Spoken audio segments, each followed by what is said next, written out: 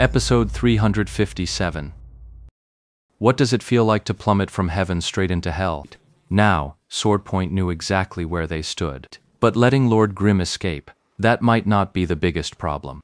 The truly fatal blow was Lord Grimm's shattering of the formation and escape, which completely shattered Swordpoint's confidence. The immense confidence he had just built up crumbled to dust in that instant. His grand, self-proclaimed feat had been utterly futile all along.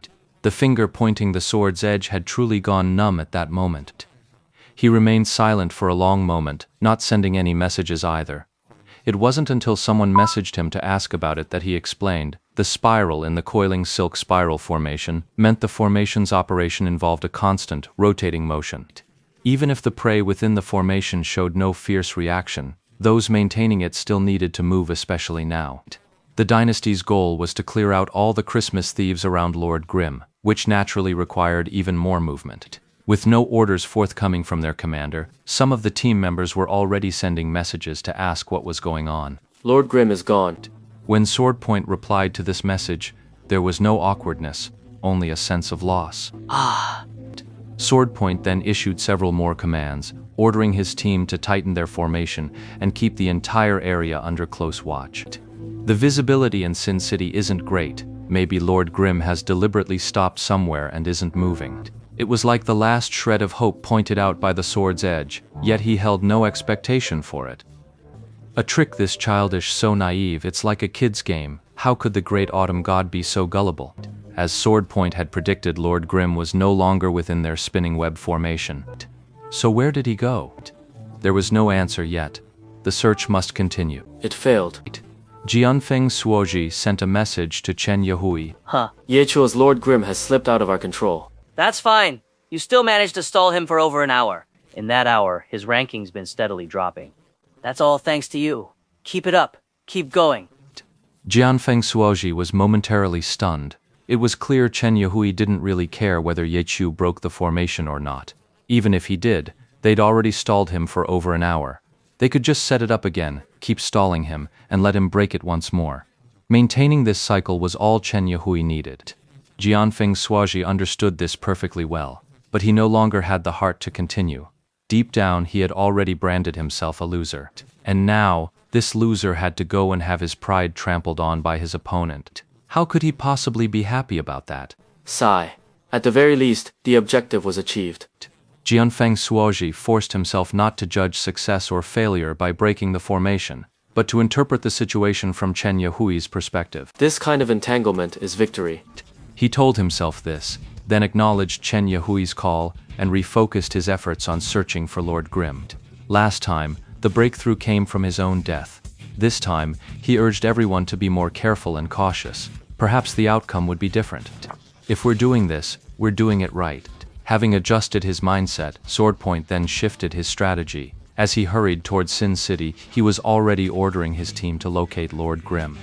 Within Sin City, even though Ye Shu had successfully dismantled the spiral web formation, he knew full well that this matter was far from over.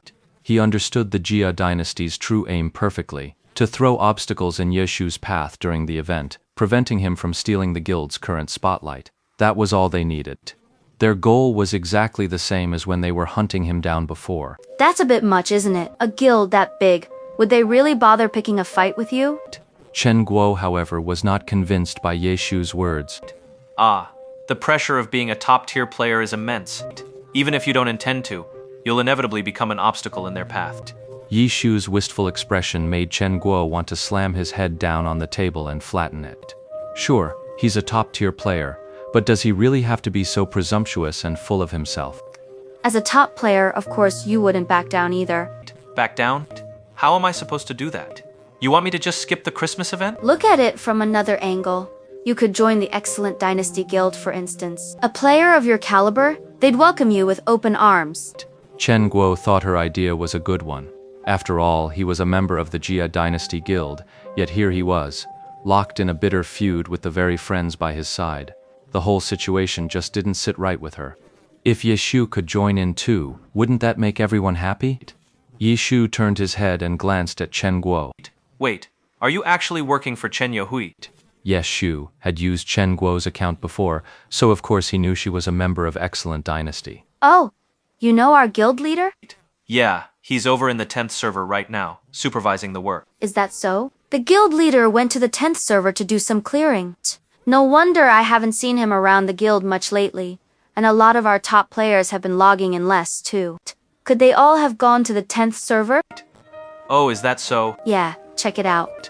Chen Guo then opened her Chasing Hazes guild interface. Amid the list of members, a sea of grayed-out names, she pointed out numerous characters for Ye Shu to see, offering commentary and introductions along the way. Every word was laced with unmistakable pride. But when he got to sword point, his finger hesitated. Ye Shu listened in silence. In truth, he'd heard of quite a few of these names before. After all, Ye Shu was once the captain of Excellent Era. If there were any top players in the Excellent Dynasty Guild, they would have been reported to the team. This is the oldest method in the history of professional esports for scouting talent, recruiting from the elite ranks of the online game. Those still in the guild now are the ones who failed the team's evaluation.